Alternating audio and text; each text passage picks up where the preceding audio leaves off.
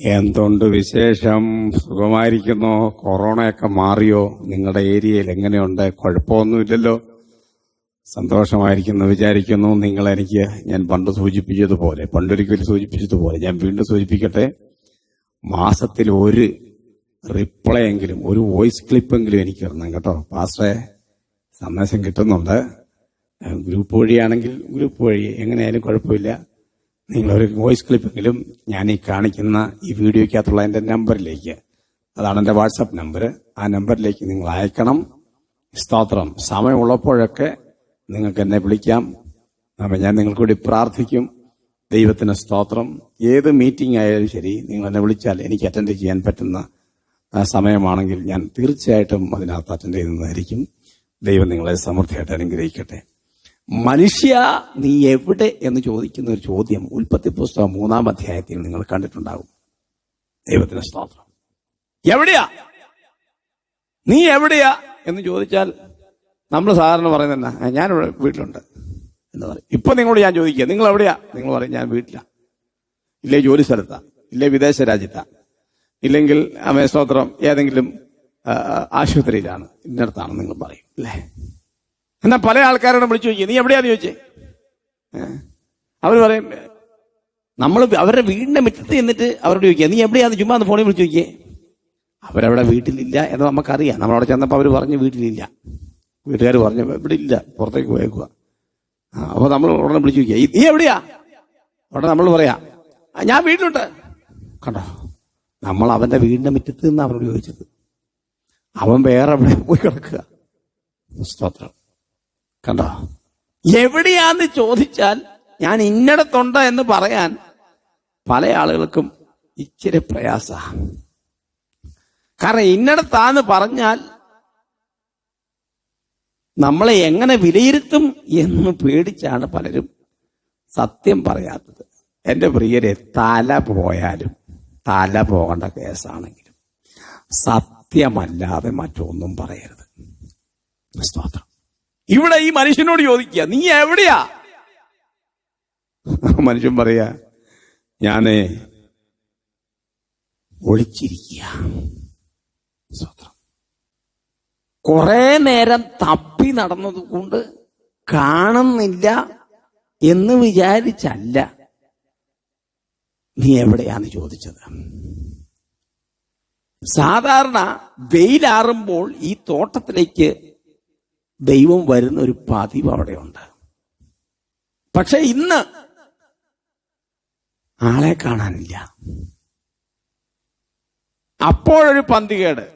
ചോദിച്ചു, നീ എവിടാ എന്ന് പറയുമ്പോ നമ്മൾ ചിന്തിക്കുന്നത്, ദൈവത്തിന് എന്നാ കണ്ണും മൂക്കൊന്നുമില്ലേ, ദൈവത്തിന് എവിടെ ഇരിക്കുന്നെന്ന് കാണാൻ പറ്റുന്നില്ലേ എന്നൊരു ചോദ്യം നമ്മുടെ ഉള്ളിലുണ്ടാകാം. എന്നാൽ ഞാൻ നിങ്ങളോടൊരു സീക്രട്ട് പറയാം. ദൈവം സർവശക്തനാണ്, ദൈവം സർവവ്യാപിയാണ്, സർവജ്ഞാനിയാ. അതുകൊണ്ട് ഒരു കാരണവശാലും നിങ്ങളെ കാണുന്നില്ല എന്ന് ചിന്തിക്കണ്ട. നീ എവിടാന്നാ ചോദിച്ചത് ഇല്ലേ. ക്ലാസ്സിലൊക്കെ നമ്മൾ പഠിക്കാൻ നേരത്ത്, സ്കൂളിൽ പഠിക്കാൻ നേരത്തെ ഉറങ്ങുന്നുണ്ട്. സ്കൂളിൽ പഠിക്കുന്ന കാര്യം ഒന്ന് ആലോചിക്കുക. 5-ാം ക്ലാസ്സിലും ഞാൻ ക്ലിയന്തറ സ്കൂളിലാണ് പഠിച്ചത്. ക്ലിയന്തറ, വള്ളിത്തോട് ക്ലിയന്തറ സ്കൂളിൽ, ഒരു കാത്തലിക്സ് ഡിപ്പാർട്ട്മെന്റിന്റെ സ്കൂളാണത്. ആ എഡ്യൂക്കേഷൻ സ്ഥാപനത്തിൽ ഞാൻ പഠിക്കുമ്പോൾ ഞങ്ങളുടെ ക്ലാസ് റൂമിന്റെ തൊട്ടപ്പുറത്ത് ഒരു മണ്ണ് വെട്ടി മാറ്റിയ ഒരു ഭിത്തി പോലത്തെ ഒരു സ്ഥലമാണ്. അപ്പം അതിന് ഒത്തിരി വോൾസ് ഒക്കെ ഉണ്ട്, അവിടെ ഇവിടെയൊക്കെ വോൾസ് ഉണ്ട്. അപ്പം ഈ സാറ് നിൽക്കുന്നതിന്റെ പുറകിലാണ് ഈ വോൾസ്, ഈ ഭിത്തി നിൽക്കുന്നത്. അതുകൊണ്ട് ഞങ്ങൾക്ക് ഈ ഭിത്തി കാണാം. ഈ മൺഭിത്തി മണ്ണ് വെട്ടിയെടുത്ത് മാറ്റിയ ഒരു മൺഭിത്തിയാണത്. അപ്പൊ ഒത്തിരി സ്ഥലത്ത് ഇങ്ങനെ ഓട്ടയുണ്ട്, അതിനകത്തോടെ എലി കയറി ഇറങ്ങുകയും ചെയ്യും. അപ്പം ഞങ്ങളുടെ ക്ലാസ്സിൽ ഇരിക്കുന്ന ആൺകുട്ടികൾ ഇരിക്കുന്നവർക്ക് നിന്ന് നേരിട്ട് ഇത് കാണാം.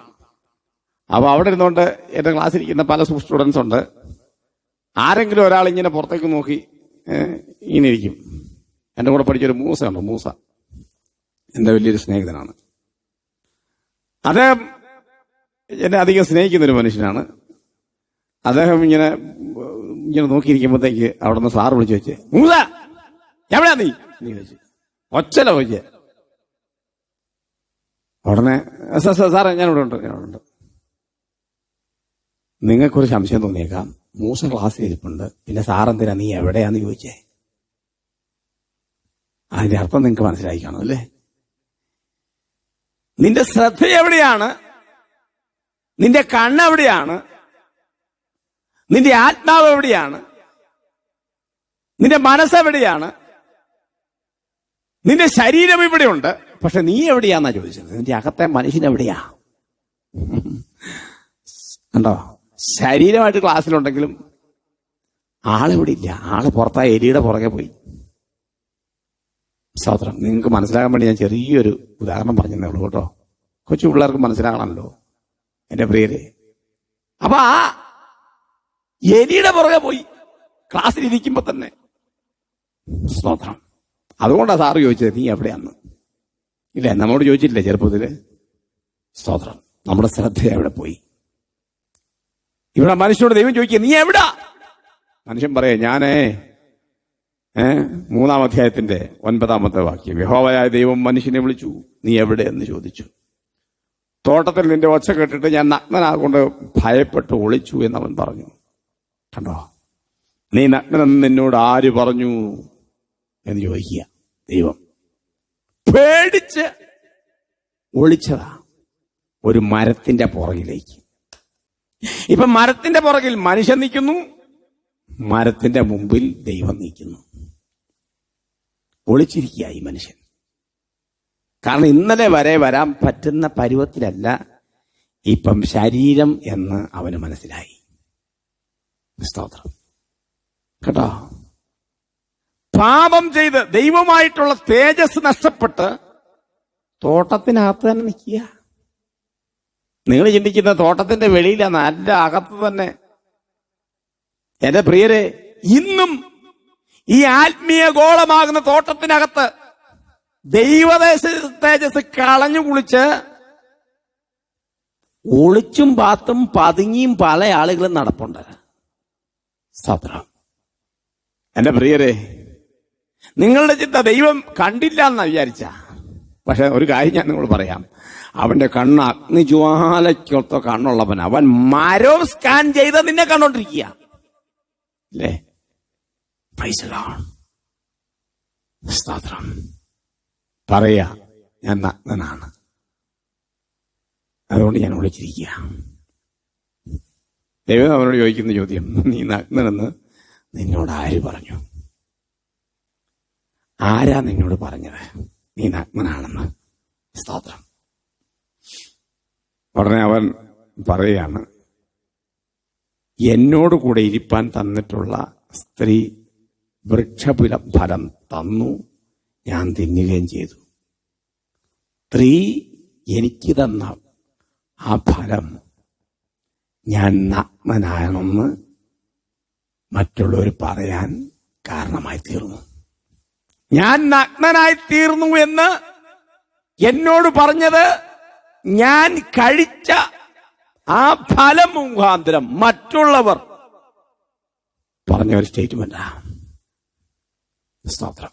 എന്നിൽ നിന്ന് തേജസ് പോയി, എന്നിൽ നിന്ന് കൃപ ചോർന്നു പോയി, എന്നിൽ നിന്ന് ദൈവം തന്ന ആ ശുശ്രൂഷ നഷ്ടപ്പെട്ടു പോയി എന്ന് മറ്റുള്ളവർ പറഞ്ഞപ്പോൾ ഞാൻ എൻ്റെ അപകടം തിരിച്ചറിഞ്ഞു എന്നാ പറഞ്ഞതിന് ചുരുക്കം. സ്തോത്രം. എവിടാ നീ? ഇന്നും ആ ചോദ്യം നമ്മുടെ കാതിൽ മുഴങ്ങിക്കൊണ്ടിരിക്കുക അല്ലേ? മനുഷ്യ നീ എവിടെ? സ്തോത്രം. സഹോദര നീ എവിടെ? എവിടെ? ഈ രാവിലെ സമയം ഞാൻ നിങ്ങളോട് ചോദിക്കട്ടെ, നിങ്ങളെവിടാ? നിങ്ങളെവിടാ? ദൈവത്തിന്റെ തോട്ടത്തിനകത്തുണ്ടോ, അതോ തോട്ടത്തിന്റെ പുറത്തേക്ക് പോകാൻ ഭാണ്ഡവും മുറുക്കി കെട്ടി വാതിൽക്കൽ വന്നിക്കുകയാണോ? പിന്മാറ്റത്തിലേക്ക് പോകാനുള്ള വഴി തേടുകയാണോ, അതോ ദൈവത്തോടൊപ്പം കൂടെ വസിക്കാനുള്ള തയ്യാറെടുപ്പിലാണോ? എവിടാ മനുഷ്യ നീ? കുഞ്ഞേ നീ എവിടാ? നീ എവിടെയാണെന്ന് നിന്റെ ശരീരം നോക്കി ഇപ്പൊ പറയാൻ പറ്റും. നീ എവിടെയാണെന്ന് നിന്റെ വസ്ത്രധാരണം നോക്കി ഇപ്പൊ പറയാൻ പറ്റും. നീ എവിടെയാണെന്ന് നിന്റെ ആത്മീയ ജീവിതം നോക്കി, നിന്റെ ആത്മീയ ശുഷ്കാതി നോക്കി നിന്റെ ശുശ്രൂഷകന് പറയാൻ പറ്റും. നീ എവിടെയാണെന്ന് നിന്റെ കൂട്ടുകാർ പറയും. നീ എവിടെയാണെന്ന് പീശായും പറയും. നീ എവിടെയാണെന്ന് കണ്ണുനീരോടെ പരിശുദ്ധാത്മാവ് നിന്നെ നോക്കി പറയുക, നീ എവിടെയാ? ഈ രാവിലെ സമയം ദൈവത്തോടൊപ്പം സമയം ചെലവഴിക്കാൻ പറ്റുമോ പ്രിയരെ? സ്തോത്രം. ഞാൻ നിങ്ങോട്ട് പ്രാർത്ഥിക്കാൻ പോണ്ട. ഭാരപ്പെടണ്ട. സകലത്തെയും അറിയുന്ന ദൈവമാണ്. നിങ്ങളുടെ ഹൃദയത്തിനകത്ത് ദൈവത്തെ വിട്ട് ഞാൻ പോയോ എന്നൊരു ഭയം നിങ്ങളുടെ ഉള്ളിലുണ്ടോ? ഉണ്ടാകുന്നുണ്ടോ? ഏതെങ്കിലും ഒരു കാര്യം ചെയ്യുമ്പോൾ ദൈവമേ അങ്ങേക്ക് ഇത് ഇഷ്ടപ്പെട്ടതാണോ എന്ന് ചോദിക്കുന്നുണ്ടോ? ആ ഭയം നിങ്ങളുടെ ഉള്ളിലുണ്ടാകുന്നുണ്ടോ? ഇല്ലെങ്കിൽ ഇന്ന് രാവിലെ ദൈവത്തിന്റെ സന്നിധിക്ക് വരാം. ഞാൻ നിങ്ങളോട് പ്രാർത്ഥിക്കാൻ പോവുക. കണ്ണുകൾ അടച്ചോ. പരിശുദ്ധനായ ഞങ്ങളുടെ ദൈവമേ, സ്വർഗ്ഗസ്ഥ നല്ല പിതാവേ, അവിടുത്തെ പുത്രരക്ഷിതാവായ യേശുക്രിസ്തുവിന്റെ നാമത്തിൽ ഞങ്ങൾ ഒരുമിച്ച് തിരുസന്നിധിക്ക് അടുത്ത് വരികയാണ്. കർത്താവരുടെ ഹൃദയത്തിന്റെ അകത്ത് വേദനയോടെ ഈ സന്ദേശം കേട്ടുകൊണ്ടിരിക്കുമ്പോൾ, കർത്താവേ എവിടെയാണ് നീ എന്ന് ചോദിക്കുമ്പോൾ, ഞാനിവിടെ അങ്ങയെ കാത്തിരിക്കുകയായിരുന്നു. അങ്ങ് വെയിലാറുമ്പം വരുമെന്ന് എനിക്ക് ഉറപ്പായിട്ടറിയാം. അതുകൊണ്ട് ഞാൻ അങ്ങയ്ക്ക് വേണ്ടി വെയിറ്റ് ചെയ്തിരിക്കുക എന്നൊരു മറുപടിയാണോ കർത്താവെ ഞങ്ങളിൽ നിന്ന് വരുന്നത്? അങ്ങനെ അല്ലെങ്കിൽ ഈ രാവിലെ ഞങ്ങളെ സമർപ്പിക്കുന്നു. ഞങ്ങൾ അവിടത്തേക്ക് അടുത്ത് വരികയാണ്. ഞങ്ങളെ സഹായിക്കണമേ. ഞങ്ങളെ തേജസ്സേറിയവരാക്കി മാറ്റുവാൻ അങ്ങ് സകല മഹിമകളും വിട്ട് ഭൂമിയിലേക്ക് വന്നെന്ന് ഞങ്ങൾ വിശ്വസിക്കുന്നു. കർത്താവെ, ഞങ്ങളുടെ വരവിങ്കിൽ ഞങ്ങൾ എടുക്കപ്പെടുവാൻ, ആ തേജസ് വീണ്ടും പ്രാപിച്ച് രൂപാന്തരപ്പെട്ട ശരീരമായി മാറുവാൻ എന്തെങ്കിലും കുറ്റങ്ങൾ ഞങ്ങളുടെ ജീവിതത്തിലുണ്ടെങ്കിൽ ഈ രാവിലെ ഞങ്ങൾ പരിപൂർണമായ ക്ഷമ ചോദിക്കുന്നു. ഞങ്ങൾ അടുത്തു വരുന്നു. ഞങ്ങളെ കഴുകി വിശുദ്ധീകരിക്കണമേ, കൃപ ചെയ്യണമേ. അടിയന് ഹൃദയം തുറന്ന് ഈ പ്രാർത്ഥിക്കുന്ന പ്രിയപ്പെട്ടവരെ അനുഗ്രഹിച്ച് പ്രാർത്ഥിക്കുക. അനുഗ്രഹമായി തീരട്ടെ. പ്രാർത്ഥനയുടെ നന്ദി യേശുവിൻ നാമത്തിൽ തന്നെ. ആമേൻ, ആമേൻ. പ്രിയരെ, എവിടെയാന്ന് ചോദിക്കുമ്പോൾ, ദൈവമേ ഞാനിവിടെ അടിയനിതാ, അല്ലേ ശമൂവേൽ പറഞ്ഞത്, അടിയനിതാ, ഞാനിവിടെ ഉണ്ട് കർത്താവേ, അരുളി ചെയ്യണമേ എന്ന് പറയാൻ ഒരു തയ്യാറെടുപ്പുള്ള ഹൃദയമായി ഈ രാവിലെ ഇന്ന് പകൽ നമുക്ക് ദൈവം പകരായിരിക്കാം. കർത്താവ് നിങ്ങളെ സമൃദ്ധിയായിട്ട് അനുഗ്രഹിക്കട്ടെ.